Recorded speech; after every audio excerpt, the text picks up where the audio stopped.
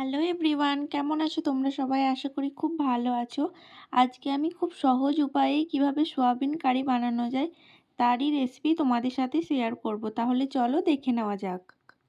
দেখো, এখানে আমি একটা প্যান নিয়ে নিয়েছি। প্যানের মধ্যে বেশ কিছুটা পরিমাণ আমি জল দিয়ে দিয়েছি। জলটা হালকা গরম হয়ে এলে জলের মধ্যে আমি সয়াবিন দিয়ে দেব।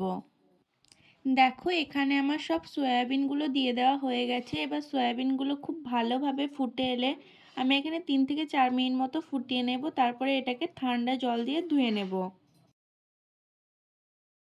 দেখো, আমি এখানে কড়াইয়ে বেশ কিছুটা পরিমাণ তেল নিয়ে নিয়েছি। তেলটাকে খুব ভালোভাবে গরম করে নেব। দেখো, এখানে আমার তেলটা খুব ভালোভাবে গরম হয়ে গেছে। এবার আমি তেলের মধ্যে হাফ চামচ হলুদ গুঁড়ো দিয়ে দিলাম আর হাফ চামচ লবণ দিয়ে দিলাম। তাতে আলু ভাজির কালারটা খুব সুন্দর চলে আসে। এবার আমি যে আলুগুলো কেটে রেখেছিলাম সেই আলুগুলোকে তেলের মধ্যে দিয়ে দেব। এখানে আমি 3টে মাঝারি সাইজের আলু নিয়েছি।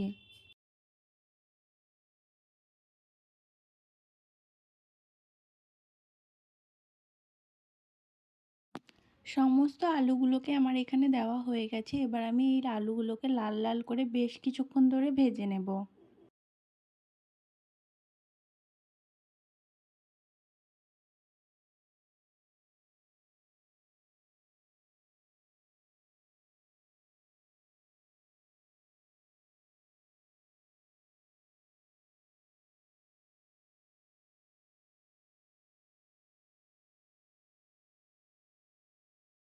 আলুগুলোকে খুব ভালোভাবে ভাজা হয়ে গেছে। এবার আমি এগুলোকে একটা অন্য পাত্রে তুলে নিলাম।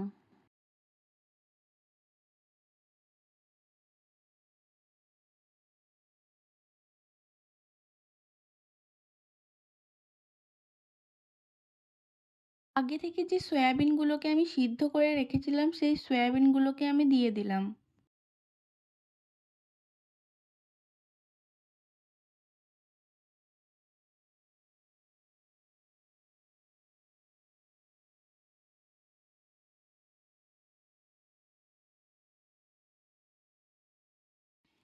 এবার এগুলোকে আমি বেশ কিছুক্ষণ ধরে খুব ভালোভাবে লাল লাল করে ভেজে নেব।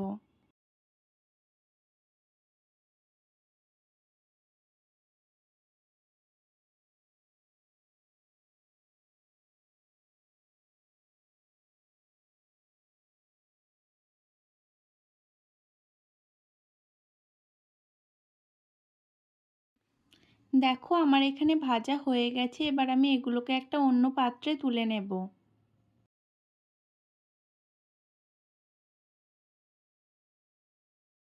এবার আমি কড়াইতে বেশ কিছুটা পরিমাণ তেল দিয়ে দিলাম, প্রায় 4 চামচ মতো হবে। এবার কড়াইয়ে 1 চামচ মতো চিনি আমি দিয়ে দেব। চিনিটা লাল হয়ে গেলে আমি তার মধ্যে দুটো তেজপাতাকে ছোট ছোট কুচি করে দিয়ে দেব।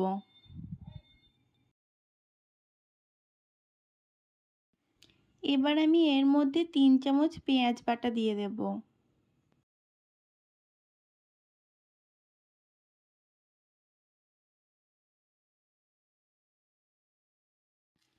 পেঁয়াজ বাটাটাকে বেশ কিছুক্ষণ ধরে ভাজা ভাজা করে নেব আমি।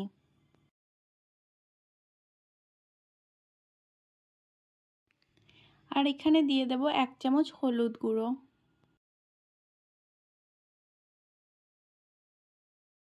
হলুদ গুঁড়োটা দেওয়ার পরে আবার আমি বেশ কিছুক্ষণ এটাকে কষিয়ে নেব।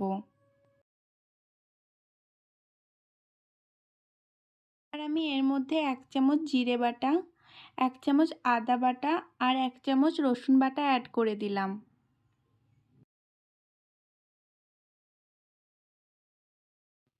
এবার এই সমস্ত কিছুকে একসাথে আমি খুব ভালোভাবে কিছুক্ষণ ধরে কষিয়ে নেব।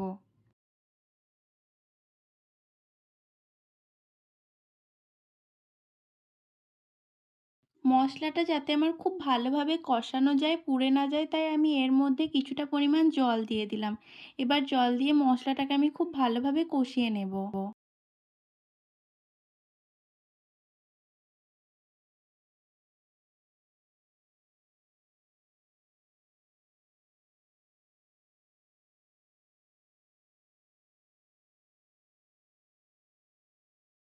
এবার আমি এখানে 1 চামচ মতো কাশ্মীরি লঙ্কার গুঁড়ো দিয়ে দিলাম, যাতে কালারটা খুব সুন্দর চলে আসে।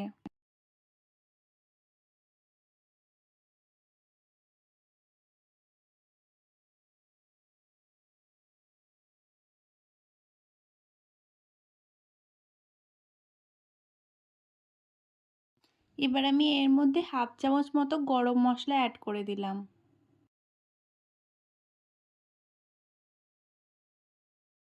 এবার আমি এর মধ্যে দিয়ে দেব আগে থেকে ভেজে রাখা আলু আর সয়াবিনগুলো।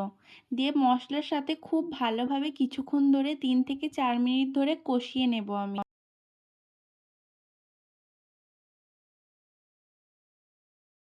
কষানো হয়ে গেছে আমার, এবার আমি এর মধ্যে 2 বাটি মতো জল দিয়ে দেব। জল দিয়ে মশলাটাকে খুব ভালোভাবে জলের সাথে মিশিয়ে নেব। এবার এটা ফুটে এলেই আমি ঢাকা দিয়ে দেব। ঢাকা দিয়ে 8 থেকে 10 মিনিট মতো আমি রেখে দেবো, যাতে আলুগুলো খুব ভালোভাবে সিদ্ধ হয়ে যায়। দেখো এখানে আমার 8 থেকে 10 মিনিট হয়ে গেছে। এবার আমি ঢাকাটা খুলে নেব আর চেক করে নেব যে আলুগুলো সেদ্ধ হয়েছে কিনা। আলুগুলো আমার খুব ভালোভাবে সিদ্ধ হয়ে গেছে।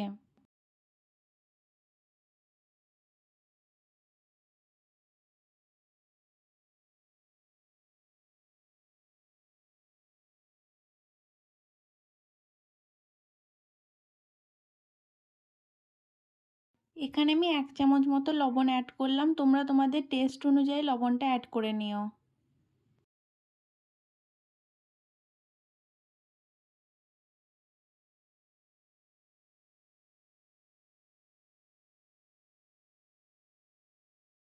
এটা আমার একদম রেডি হয়ে গেছে। এই পর্যায়ে আমি 1 চামচ ঘি আর কিছু ধনেপাতা কুচি অ্যাড করে দিলাম। দেখো এটা আমার একদম রেডি হয়ে গেছে। এবার আমি এটাকে সার্ভ করে নেব। এই রেসিপিটা যদি তোমাদের ভালো লেগে থাকে তাহলে অবশ্যই একটা লাইক করো, শেয়ার করো। আর এরকমই নতুন নতুন রেসিপি দেখতে চাইলে আমার চ্যানেলটাকে অবশ্যই সাবস্ক্রাইব করে নিও। টাটা।